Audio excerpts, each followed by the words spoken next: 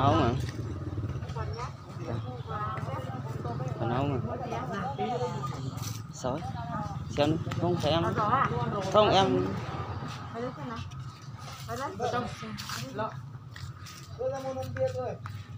Bia đây. Cho nó. Bia. Hai lon hạ xuống đi có ai uống đâu. Cẩn thận đấy rơi. Cái gì nhá. Mua quần hay mua áo? Mua quần à. Mua quần áo à. Có bao nhiêu? Có bao nhiêu? Xem. Đây quần này vừa to quá. Quần này rất to rồi. Xem. Đi xuống. 27 to quá.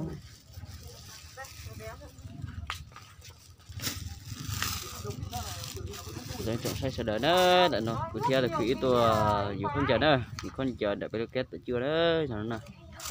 Đã tạt sai, đứa con phụ lọ. Nó tạt sai nữa thì quỹ ta tạt không chờ nữa nữa. Đi sớm à? Thử đi. Thử đi. Rồi giờ con giờ thì dù in chỉ rau thì cho mình ngon nữa. Giờ chỉ ta tận nhân tận cái chưa.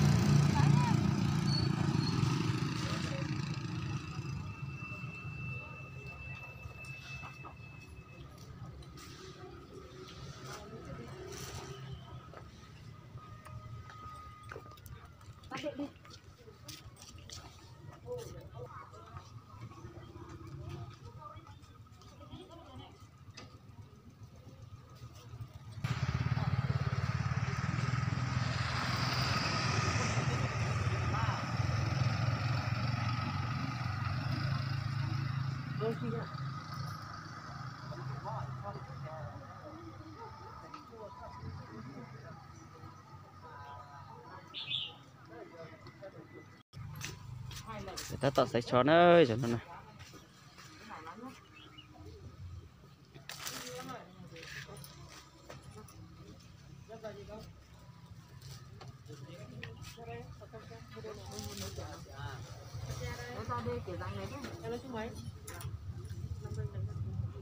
Hai quay, ba quay em ơi. Lấy một này. Em lấy 2 quay đi, 3 quay. Xem có ưng không có ưng thì đi xem. Lấy một này nhé. Lấy kiểu này nhé. Để lấy số tay. Đấy, thử xem này. Hả? Xếp vào nhé. Xin nhiều thì mình sẽ đốt.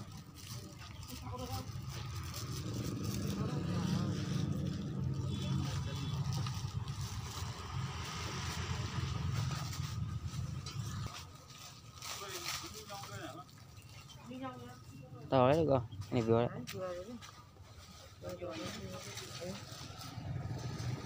Vừa nha, nó thích thơm. Con nhá à? Nhá đó. Lẻ không? Không? Không ạ, thế thôi. Bố bao tiền đấy?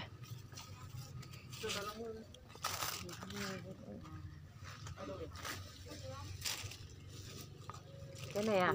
Quần lấy 90 à? Lấy 90. Hai cái 180. Ra đây. 150 thôi. Hai cái. 150. Chốt luôn. Ôi, và 80 nghìn. 170 thế thì 170. Cái này là thế hả? 170. 170 đi.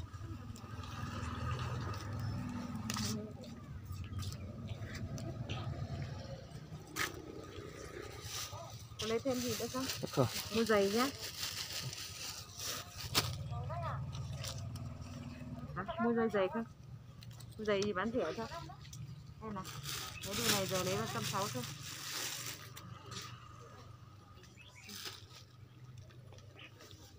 Đây lấy màu gì? Chết sinh nhật mình sẽ đua. Vâng. Em cũng được. Đây em ơi. Hả? Đây thử đi. Thử sao có vừa không? Không vừa lấy cho tao. Thì lấy Thử đi. Thử xem nào có vừa không? sắp bé. Bé thì lấy cho tao.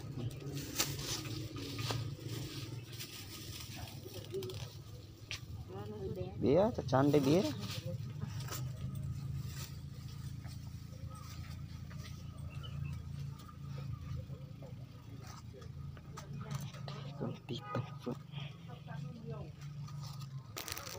hả giờ sẽ khẩu nó tập bên bia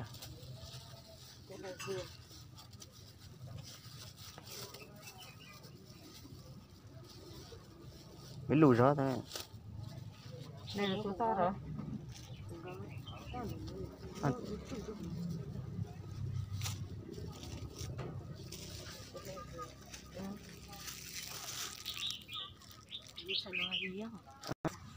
Đây nhìn một đôi, để hai đôi một đôi.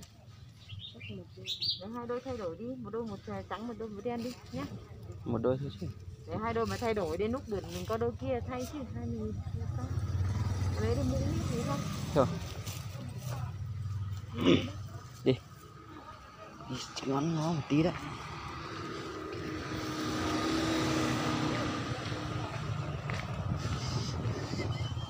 Dưới trẻ kìa. Dưới trẻ kìa. Vô vào sao đó?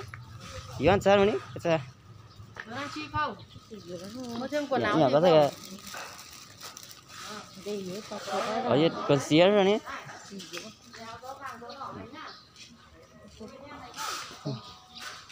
Thì dưới tàng hả con? Thì cứ cho sự quý vị. Vâng. Vâng. Dạ không. Ừ? Nó ta tạo cả một hồi nó vâng tí đó vâng đánh cày đây nhóm cày châm nó Không đậu không đậu không không ăn á vâng thế mẹ thịt thở thịt nhá thịt rồi mình biết không anh à vâng lấy gì anh thịt anh lấy thương à 50.000 lấy thịt đây đi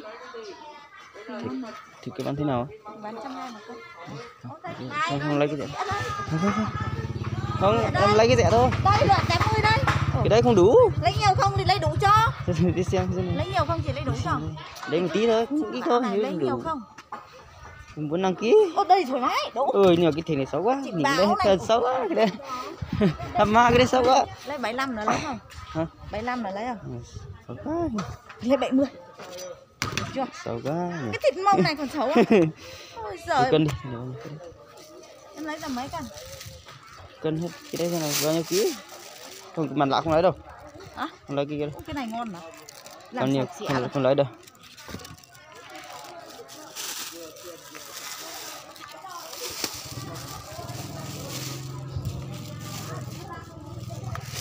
xương à không lấy xương đâu này ngon mà xem nào ô thịt không đây nói dối nhiều xương không lấy đâu thịt không bán 80 lấy em có 60-70.000 cân mà đây lấy cái này đâu thịt không mà thịt biết thì gỡ nhìn lấy cái thịt đây